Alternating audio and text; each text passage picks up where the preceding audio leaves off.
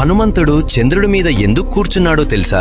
రామసేతుని నిర్మించే సమయంలో రాత్రి అవుతుంది. శ్రీరాముడు వానరులతో కలిసి ఇక్కడే పడుకోవాలని అనుకుంటాడు. కాని హనుమంతుడు నా ప్రభువు నేల మీద ఎలా పడుకుంటాడు అని ఆలోచించి ఆయన చేతులతో ఒక చిన్న ఇల్లు నిర్మించడం మొదలు పెడతాడు. అంతలో లక్ష్మణుడు అక్కడికి వచ్చి, హనుమ, నా అన్నకి సేవ చేయటం నా బాధ్యత. ఎన్నో సంవత్సరాలుగా నేను ఆయనకు సేవలు చేస్తూ వస్తున్నాను. ఇప్పుడు నా పని నువ్వు చేయటం సరికాదు. నువ్వు వేరే పని చూసుకో అని అంటాడు. దానికి హనుమంతుడు చిరునవ్వుతో, నన్ను క్షమించండి, నేను దీన్ని తిరస్కరిస్తున్నాను. నేను కూడా నా ప్రభువుకి పరమ భక్తుడిని. నేను కూడా నా ప్రభువుకి సేవలు చేసుకోవచ్చు అని వినయంగా చెబుతూ తన పని కొనసాగిస్తాడు. ఇలా ఇద్దరూ ఎవరు రాముడికి సేవ చేయాలి అని వాదించుకుంటారు. ఇద్దరికీ రాముడిపై ప్రేమ అపారం. ఈ వాదన పెద్ద గొడవగా మారకూడదని భావించిన రాముడు అక్కడికి వస్తాడు. హనుమ, ఈ పని లక్ష్మణుడే చెయ్యనివ్వు, నీకు దీనికంటే గొప్ప కార్యాన్ని అప్పగిస్తాను అని అంటాడు. అప్పుడు హనుమంతుడు, సరే స్వామి, అదేంటో చెప్పండి అని అంటాడు. అప్పుడు రాముడు,